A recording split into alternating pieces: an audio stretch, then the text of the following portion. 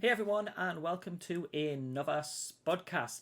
And we're changing it up a little bit here because it's been a very slow news week. So I thought, why don't we tackle some topics? And this is something I'll want to do going forward. And I thought I would start with quite a controversial and interesting one, and that is, are there too many comic book shows? So, with that in mind, I have some friends along as always to help me discuss this. And of course, you guys can let us know in the comments on YouTube or on the SpoilerTV website as well. We really want to have your opinions and share them. But let's get into our guests. And first up, I have Chantz, who was here with episode 1 and is back once again. How are you doing? I'm great. I'm really happy to be back, and sitting here and chilling. And we had a time change last night, so I'm a little whoppy. Yeah, well, you arrived on time, so it's all good. So I That's was good worried when news, that right? happens here in the UK. Yeah, definitely. And talking about the UK, my podcast partner in crime is back once again. We have John. Hey, John. Hey, how you doing? I'm all right, and I'm excited. We've been discussing this topic for about a week and how we can go forward with it. So I'm quite interested to see how this turns out.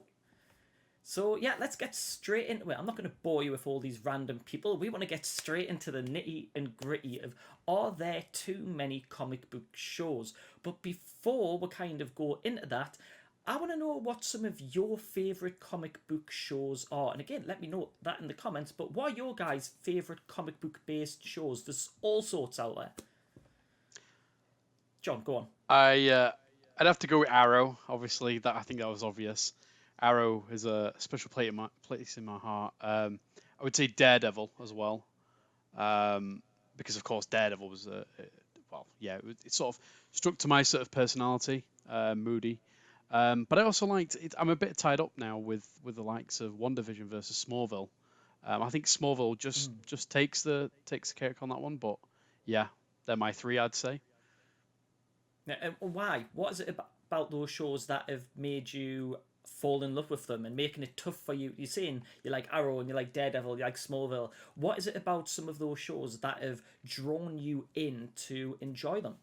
So Arrow for me was a very personal thing where I watched it sort of halfway through season one, and I really adopted the idea of this really conflicted guy, sort of like a broken Batman almost. Like, Batman is pretty much comes back to his city and is very much of the man who strikes fear as the heart. Where Oliver wasn't, sort of, he was very rustic. He was still learning. It was very believable, and I think that then adopted into my sort of my hobby cosplay.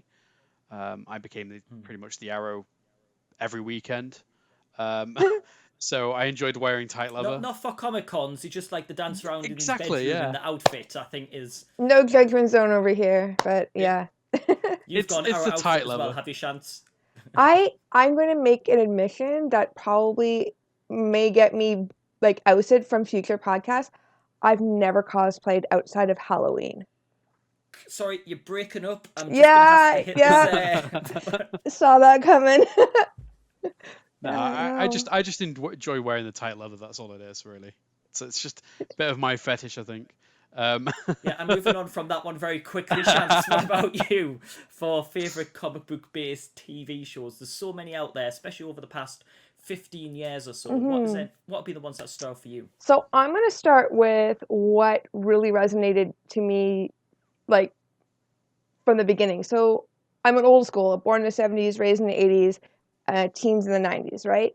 So for me, I loved Wonder Woman. Wonder Woman was my jam. Like, you could not have me miss Wonder Woman. It was like, if my dad could hear me now, he would disown me, but because he's super religious. Like, but it was my religion. I loved Wonder Woman. The other one that I loved the most that really resonated with me was the Batman animated series. Love that. Mm. And I guess I love WandaVision. I actually wasn't sure I was going to like it, but I fell like completely in love with it. I love the nuance of it because I love a good mystery. But I will say that the Gotham, I don't know why. It was just so quirky. It was super unbelievable in so many ways, But for some reason, I just got like drawn into it, and yeah, I wish he was still around. See, I don't know what it was, but I switched off the Gotham. I Mm, watched maybe the first 6, 7 episodes, and I just couldn't get it. Now, I'm a self-admitted geek. I love anything superhero related. I used to love watching the old Adam West Batmans and everything like yes, I that, watched all and those. obviously the animated series, the X-Men cartoons. Oh These were yes. things you used to watch on a Saturday morning, but there were very few and far between. There'd maybe be one comic book based TV show or cartoon that was around for a particular year. Whereas I'd say in the last 10 years, and I don't know if Marvel is partly the blame for this and building its popularity. I know we've had the Batman with Michael Keaton and things like that, but I wouldn't say it was until the first Iron Man, the MCU, was born that these TV shows, superhero based, comic based, have really started coming out and started taking over TV. Would you agree I that would they have been taking over TV? I would say just sort of like back to the 90s. Yeah, I typically agree with like there was a struggle at one point because we had Marvel had what was called Marvel Action Hour, which was like Fantastic Four, the Incredible Hulk, and Iron Man, and they are like Hmm. cartoons from the 90s that didn't really pick up very well. I enjoyed them because I was an avid geek, but for the majority, most people, if they watch TV, they remember the animated Spider-Man series and the Batman series, and probably the X-Men just about. But there were like three out of maybe five or six that was going off, like Gargoyles and Biker Mice from Mars and stuff that you could maybe class. But back to childhood, there wasn't really that much that really stuck out that caught on. So I think I think with the 2008 release of Iron Man, I think that's what's caught traction. Yeah, I would Now, say obviously, so. go on, Chance. It's okay. I would say so because like I think that there's been a paradigm shift when I was growing up, everything was really just like focused on the Saturday mornings or the cartoons or the after school, right? And so there's been a paradigm shift now to like, oh, this isn't just for kids, the tricks are for kids cereal. Now we've made, this new cereal, this new brand of entertainment for a more mature audience. And you would think that it'd be family friendly. It's not always family friendly, so it's become a lot more mature. Like when I was watching Lois and Clark, that was more family friendly. It was, more bubblegum, right? But in the last decade or so, shows have become very, very dark. And we've taken, this adolescence innocence that really, when I was growing up, superheroes had an innocence about them. There was vulnerability, but there was an innocence to them. I don't believe superheroes have that innocence anymore. They're broken, they're flawed, they're dark, we don't always know if they're the good guy or the bad guy. And that's really changed as well. So it hasn't just been the influx of more, but it's also been the influx of a paradigm shift. Yeah, and like I say, lots of them are now more, I'd say, teenager and adult based. You've got the likes of Riverdale from the Archie comics, Hmm. Sabrina, your Umbrella Academies. One of my favourites, Lucifer, is based on graphic novels and comics. I know they're not technically comic books, but the more graphic novels and kind of fall into that genre. Hmm. And we're going to include those as well, especially like Umbrella Academy isn't really a comic, it's more of a graphic, adult kind of Hmm. comic themed sort of style, and they've been highly popular for adult audience. It's no longer just seen as, oh, it's X-Men, right, let's make a cartoon, let's aim it at kids. It is having that more adult theme, adult stories that your 18 to 34 demographic that the TV networks love for advertising, it's being aimed at them. And I think one of the networks that have really pushed for that is the CW. CW's aimed at that demographic, and obviously links to Warner Brothers and DC, they just kind of exploded on this DC, what is now known as the Arrowverse. Even though Arrow's not around anymore, it's still referred to as the Arrowverse. That's how much of impact it's had.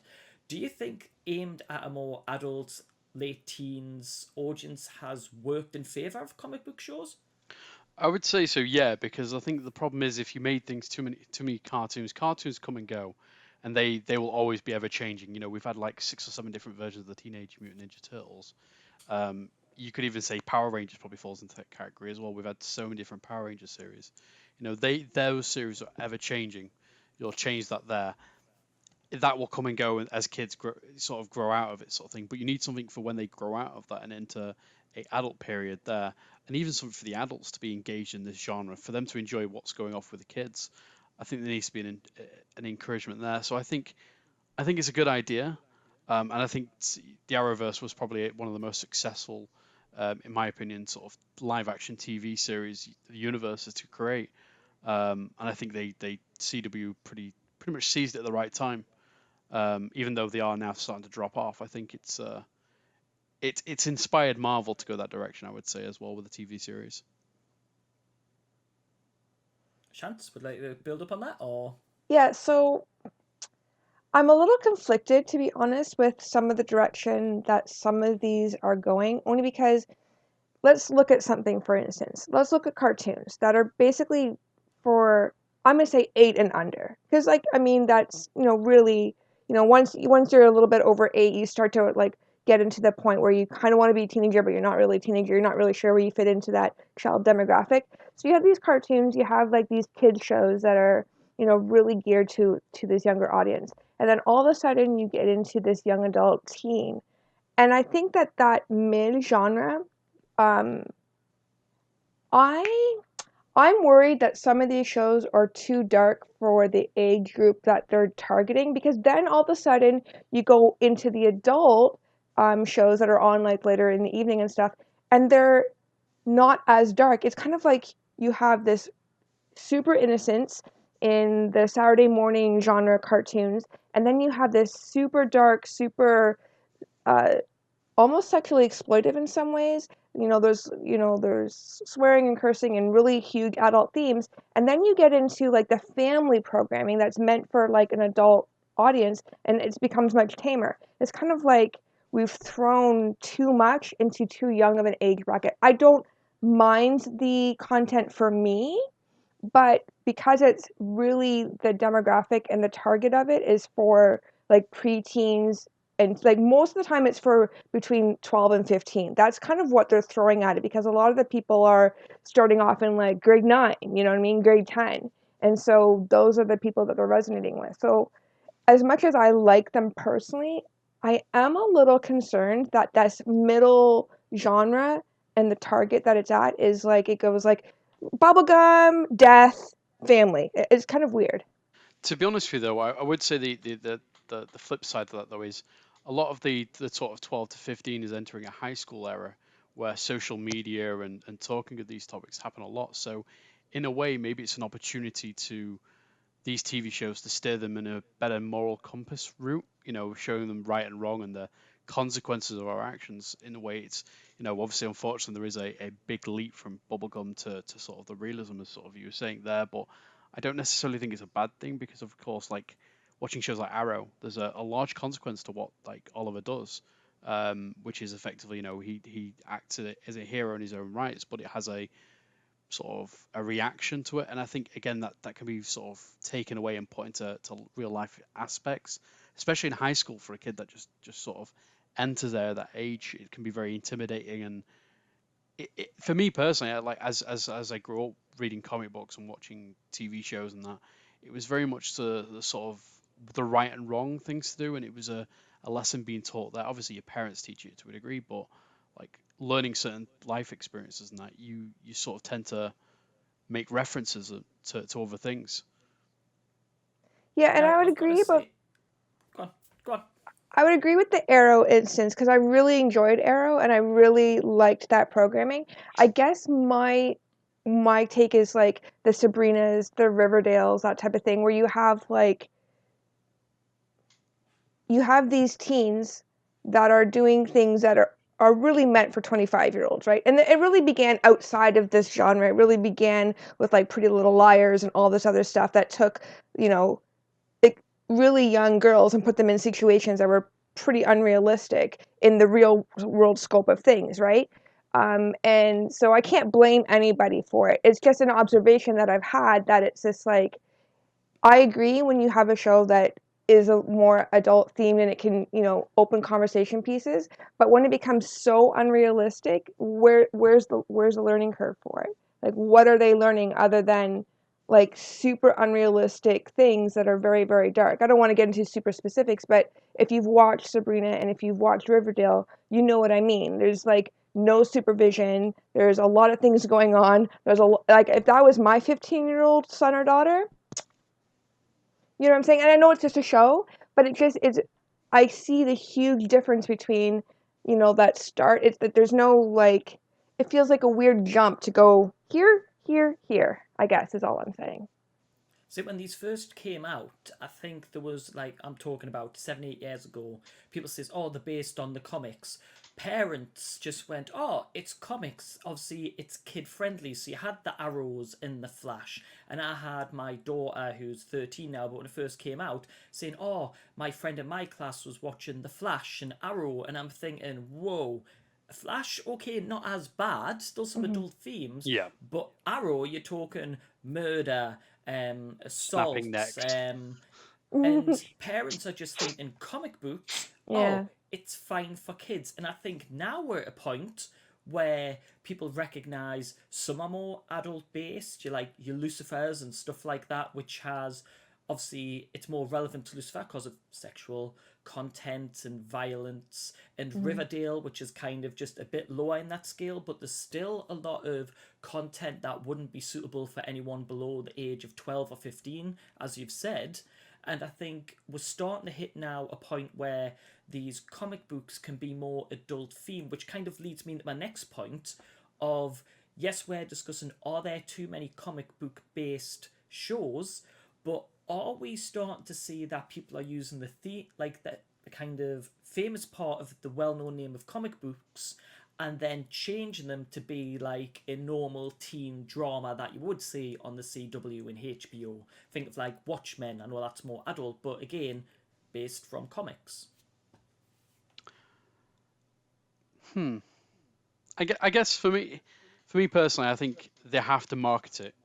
There is a way of market it, and comic book themed either shows or movies are predominantly the sort of industry most successful sort of franchises to enter at the moment. Everybody wants to be in them because they pay well, they're popular, and there's a chance of being able to, be casted again for 6 or 7 seasons and then move on from there and then worry about your career afterwards. I think that's the sort of issue we're in where, unfortunately, the original content is very small comparatively. I mean, let's be honest. Every time I watch anything original these days, I go, "That's 2, 3 actors that's in a superhero franchise." Um, but I think it's not a bad thing as well sometimes because we do get some really great shows out of them.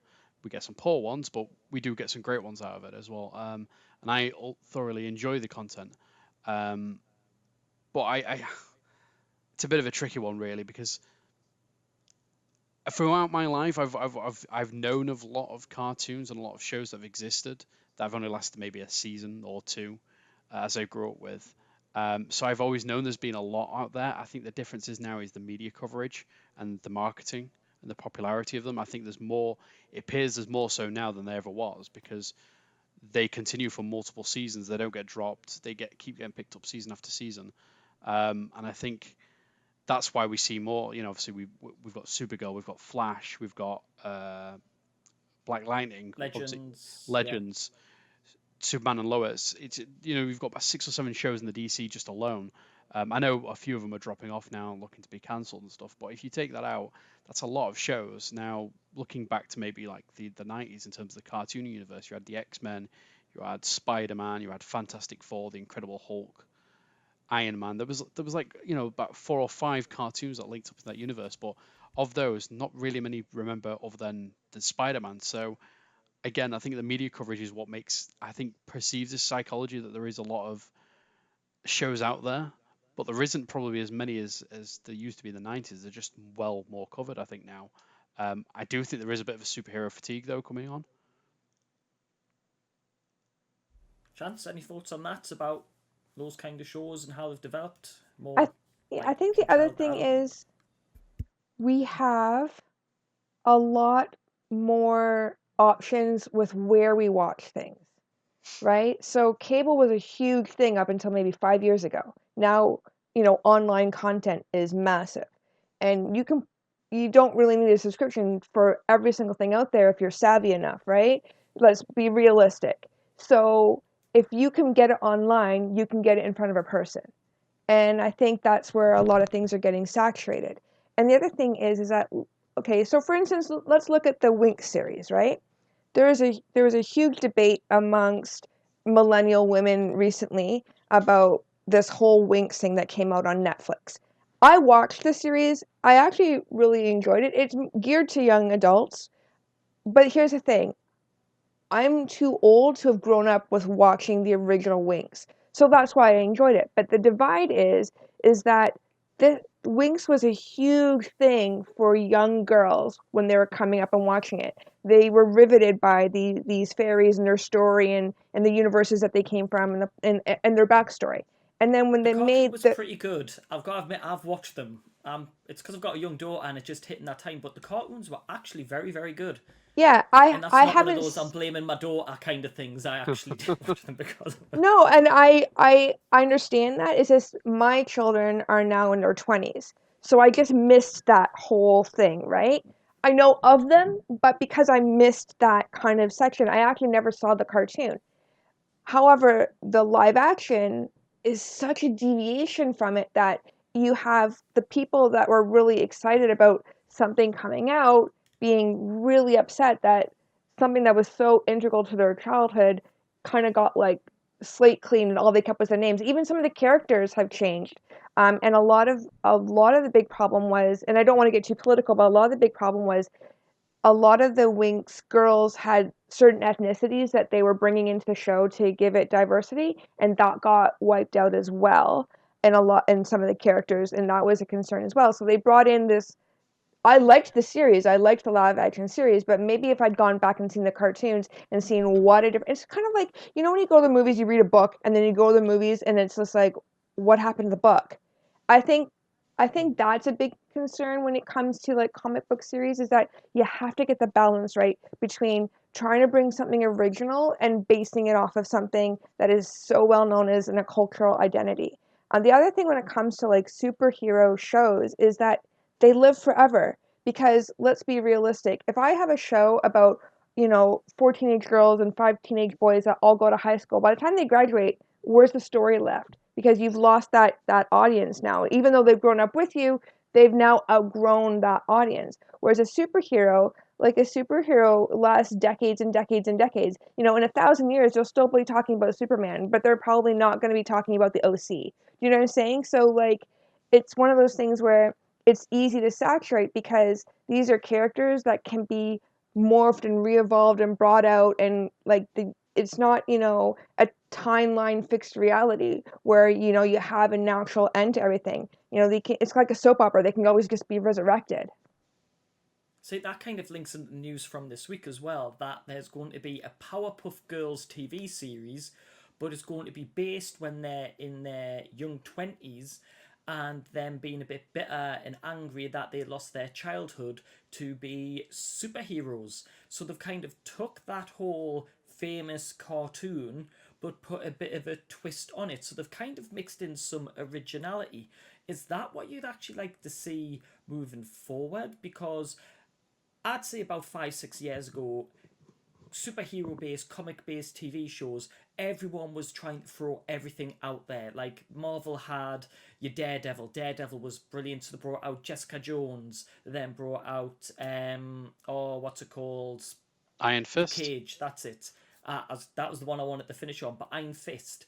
And Iron Fist didn't go down as well because You forgot about the story Punisher as well. was very Punisher. It could be coming back though. Is it? But that was a side that it's talking about the linking it back in the MCU because now Marvel own the rights to the Netflix shows once again. So the storyline in Iron Fist wasn't great. You had DC trying to get out TV shows linked into that universe. For example, there was the Vanessa Hudgens show called Powerless, which bombed terribly. I don't know if you guys ever saw that. But that was in the time when Gotham was coming out, all the DC Arrowverse stuff was coming out, Daredevil was coming out, and everyone thought, oh, it's comic book based, it will be a hit. And I feel at that point, everyone started going, well, wait there, we love comic book stories, we'll lap it up, but now we expect storyline, we expect substance. And do you think that is more what we as an audience want now? Especially when you look at the likes of WandaVision, which is all about grief and the stages of grief. Do we want more substance now with our comic book shows, or are we still quite happy going with that whole out there baddie of the week style? I think, yeah, unfortunately, I mean, if anything has proven over time, The Flash, for me personally, has relied on baddie of the week and has given. Yeah, I think it depends where the substance goes. The baddie of the week doesn't necessarily not work. It just depends the overall storytelling around it. I think sometimes shows like The Flash do need the baddie of the week to a degree. Um, I'm sorry, I sound so critical of The Flash. I just recently not enjoying it. Um, but yeah, I think there needs to be a lot more substance, and I think that's what I enjoyed about like shows like Arrow and Daredevil. There was this real world substance there, a blind man trying to pretend to still be blind while also being a vigilante at night. Arrow being sort of the playboy by day, vigilante by night. Sort of on paper, it sounds simplistic, but they added that extra dimension in there. Even Lucifer, to a degree, has substance because here's the devil trying to be the devil in a human world where no one believes he's actually the devil, but still has to live by the consequences of things.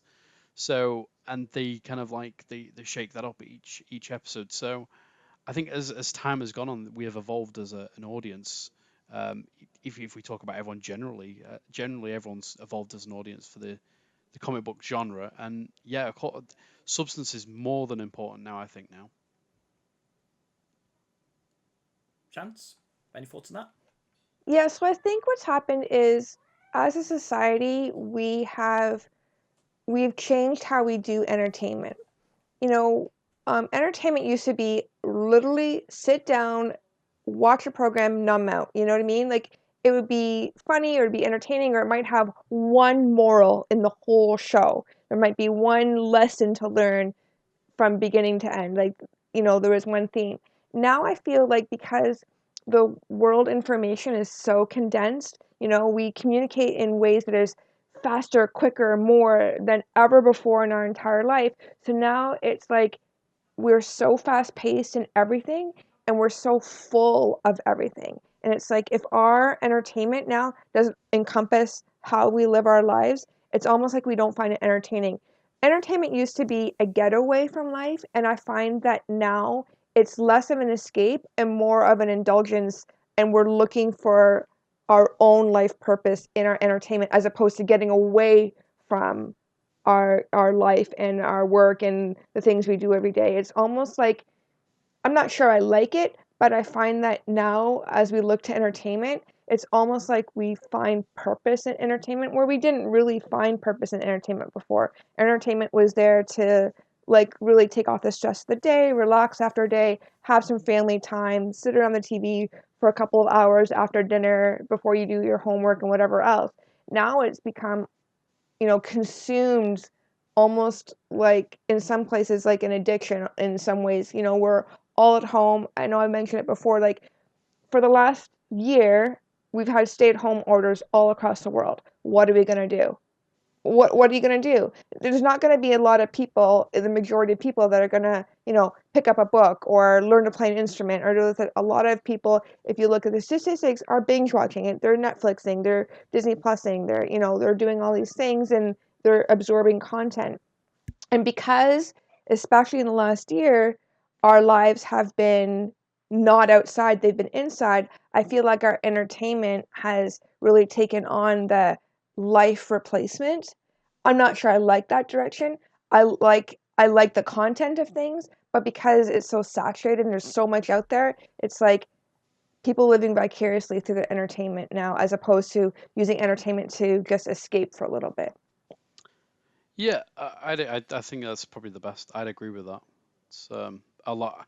I've always been of the mind where I've enjoyed where seeing the probably the best references is Zack Snyder's vision, with sort of like how would the world accept Superman if he really existed. I've always been sort of drawn to the substance style comic book series as opposed to ones that like play out like this unrealistic world and it's like fairly that you can probably forget the world almost to a degree, and I think that's I've never really been drawn to those as much, and I think that's Marvel serves that pretty well, in my opinion. But yeah, I would say a lot more people are starting to stray to that sort of psychology now, seeing their own problems within the show, sort of thing. So I want to bring it back to the main question, and I'm going to give you a bit of stats as well, because I put out a poll earlier.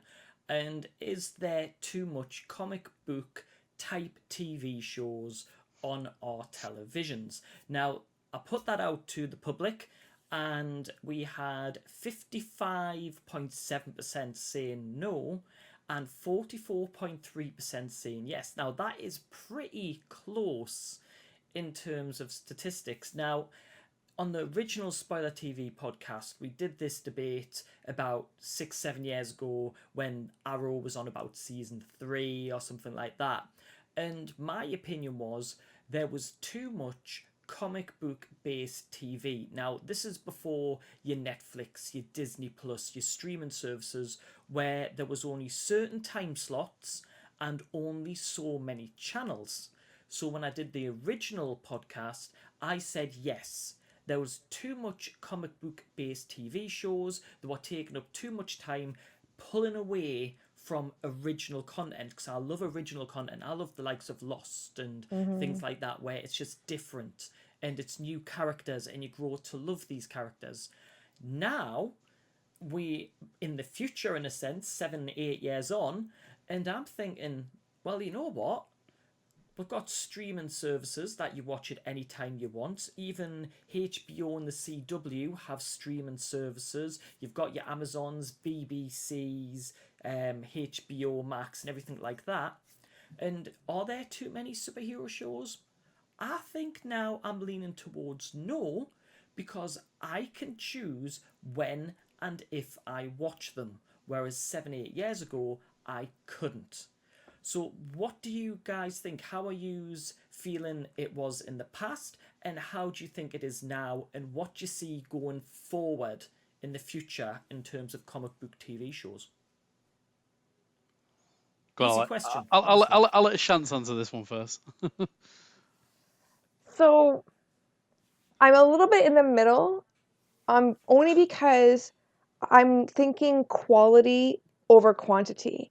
So my thing isn't really how much is out there, because I can tune in or tune out, just like you said. I can watch whatever I want whenever I want to do it, basically, right? My big thing is that, like, you're pumping out all this stuff, and what are you pumping out? Like, is it worth is it worth it? You know, are you giving me a buffet when I really just want a really nice gourmet sit down meal? You know, so at the end of the day, um, I'm going to say yes, only because I don't feel like the quality of all that is out there is at the caliber that it should be. If every single show went out and the caliber and the storytelling and the writing and even the costume design and the screenplay, like everything came together and was like, yes, I wouldn't care how much is out there, because it's all quality content, and it would be really awesome to see all this original, really good storytelling content that appeals to, you know, my inner kid. You know, it appeals to the adult in me that wants something meaty and juicy and dark and broody and emotional and mysterious.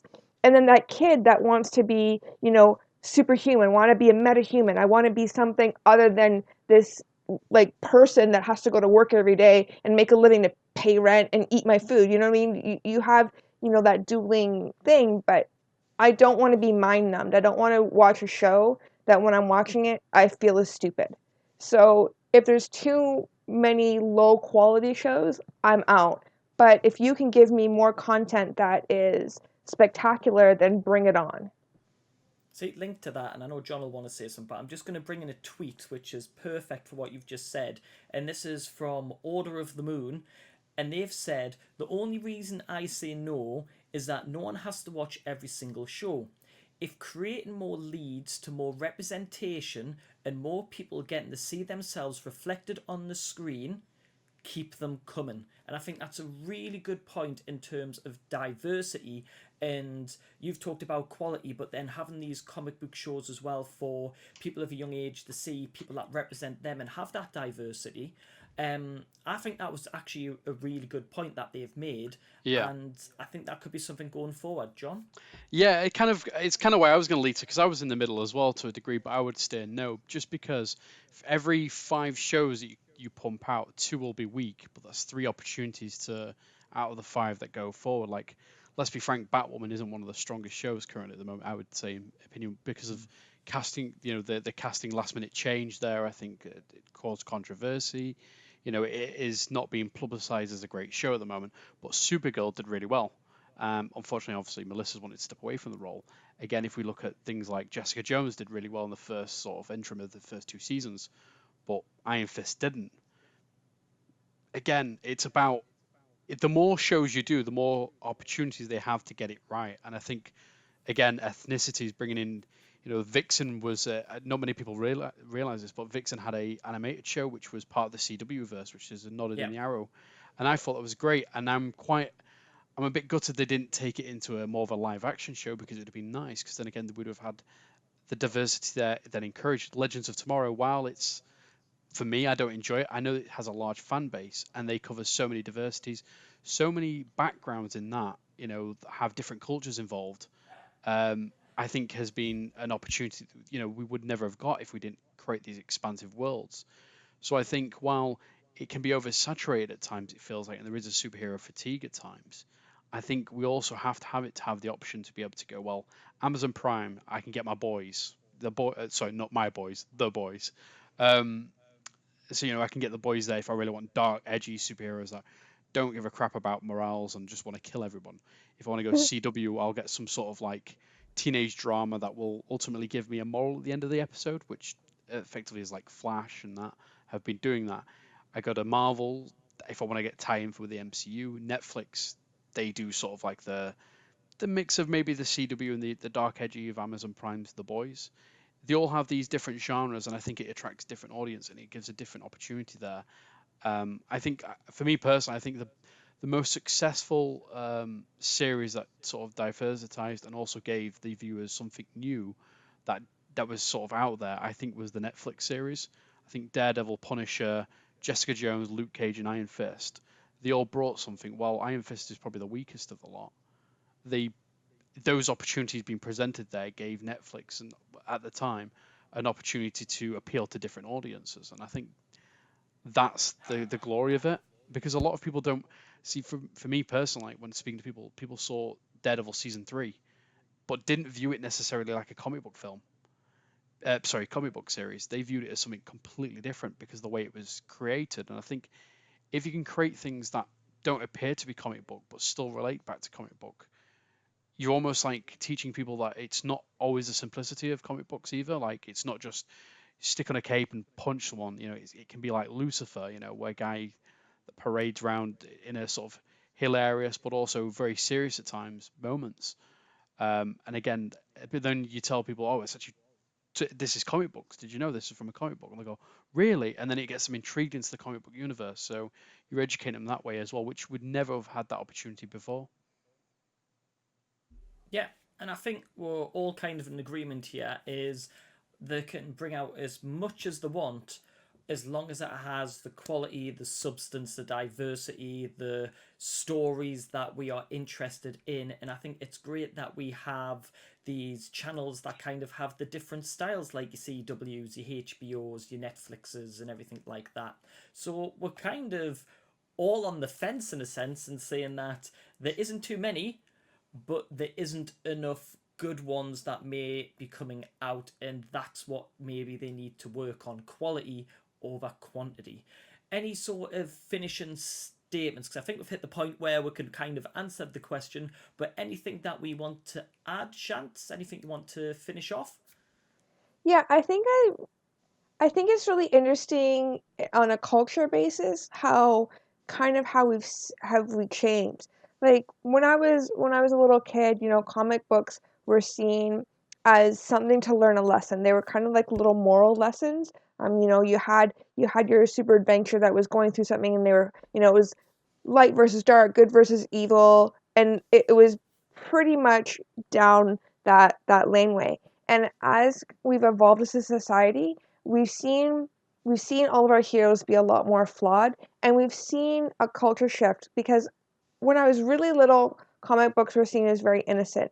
And all of a sudden, as I got into the 80s and 90s, comic books were seen as like really bad. Like they were not seen as moralistic things at all. I grew up in a very religious household, and it was very strict. Like a lot of people in that area, in that world, were like anti comic books. They were seen as, right? So, and then as we come into this era of world, it's like all of a sudden, you're seeing comic books come out in regular TV shows. Like, we see them in just regular sitcoms at nighttime where it's become a norm. That nerd geek culture is not seen as outcast anymore, which is really nice because you can go and play your Dungeons and Dragons, and you can go and read a comic book, and I think the great thing about the saturation is the stigma has been erased, if not erased and eradicated, at least lessened to the point where it's almost now cool to be a reader. It's cool to be someone who is into, morals, good versus evil, and have that identity. And it's not seen as uncouth to want to be Batman at 35 years old, right? So I like the fact that's the one thing about the saturation that's been really good, because you're not seeing it in just comic book shows, but you're seeing it in a broad range, like in regular movies and in regular sitcoms, where people are going to the comic book store, and people are wearing, Green Lantern shirts, and it's a very much normalized situation. And I like that. It's become, normal. It's not become some sort of closeted thing where some weirdo over there is doing it. That's the one really good thing about the way our media has been changing. It's become a lot more inclusive, and we're seeing that resonate in our children as well. Like I raised two young girls to adulthood, and it's really nice to see more inclusivity that way, where we're not ranking each other. Because comic books used to be seen as something that was, an intellectual person's, escape, right? And so that person would have been outcasted. Oh, well, we don't. And so now being smart and being, literate and reading and having these imaginations, because it is all about imagination, it is about creativity, and it's really great to see that be the norm where that may not have been the norm 20 years ago. Yeah, I'd have to agree. Like being at high school, growing up in high school, like if you went, "Oh, I'm a Batman fan," they go, "Ha, nerd." You'd get that sort of toxic sort of reaction to it. And now you watch the people that would have bullied a kid for like wearing a Daredevil sort of backpack or Batman backpack. They're there sporting with their Deadpool caps or the Captain America caps. They've become forms of inspiration for a lot of people as well. People work out now, like getting to gym shape because they want to look like Captain America or they want to look like Thor. These great characters, and people use it on a day-to-day basis, even at high school. Kids are starting to see them in a different light, and I think that's great. The one thing I would like to see though, when they do these shows, is be risky and not reinvent characters, but create new characters that don't exist on comic book pages. Like Netflix could create a completely brand new hero that could explore a whole complete different culture of life and different world, different ethnicities, cover all these things. Instead of going, "Oh, well, here's Daredevil, let's borrow this one. Oh, here's Green Arrow, let's borrow this one. Or there's Batman here, let's borrow this one." Be adventurous, create a character that doesn't exist, and just run with it. Make it believable, but also make it relatable as well. I think that's the opportunity, and I'd also like more shows that, like, we watched Scrubs when we were coming through the last like 20 years ago. Well, last 10 years, sorry. It feels like 20 years ago since that was on. Um, but like shows like that, and I just finished binge watching Vikings, which was incredible. I Oh, want more shows like that come. You bring superheroes. For every two superheroes you bring two of those. Give us variety as well, because like you said earlier on, chances we're in a lockdown right now. We've been appreciating binging, and there's only so much superhero series you can watch. I think we do need the balance now. Um, but yeah, that's my ultimate goal on there is get more Scrubs. I enjoy Scrubs. I've been watching it lately. Yeah, just ignore the final season of Scrubs. But no, thank you very much, guys. Obviously it's quite an interesting topic, and I'm sure we could talk about this for hours and hours and hours. But if people do want to kind of reach out and talk to you guys about some of your opinions and maybe discuss it more, where can we find you, Chantz? If people want to say hi and stuff like that, where can we find you? So if you're looking for me on Instagram, I'm Real Chantal Nicole, Chantal with an E. And then on Facebook again, it's Real Chantal Nicole. You can like and follow me on both places, and I will say hi. And that's it. Just ignore them after that. You'll say hi, then block. I'll just say hi, and then that's it. That's it. Because usually what comes after that is no good anyway. And John, what about you? Where can we find you on social media? It is always Multiverse Geek Man. I am on Facebook, although I'm not as active on there. But my Instagram there. Send memes. Always welcome memes.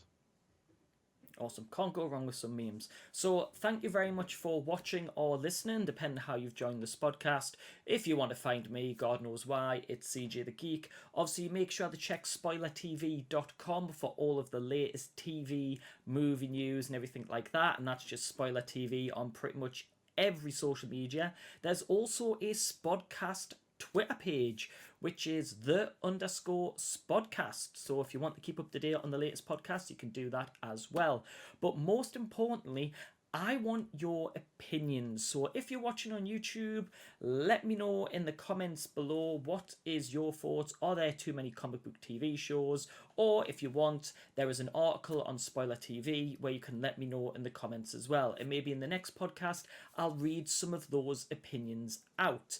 As a heads up, this week is Justice League Snyder Cut release week. So we'll be doing a special podcast. I believe it'll come out on Friday the 19th. It's 4 hours long. We need a day just to watch it so we can talk about it. And of course, we'll be back on our usual Sunday schedule as well, because it's Falcon and Winter Soldier week. It's a big week, so there's going to be 2 spodcasts. But again, thank you for watching. Thank you for listening. Don't forget to subscribe and follow, and we will see you again next week. Bye for now, guys. Thanks for watching our video, guys. Really hope you enjoyed it. Don't forget you can subscribe to Spoiler TV just using the little Spoiler TV button, or check out some of the latest articles and recommended videos from our channel as well. Thanks for supporting us, and we'll see you again soon.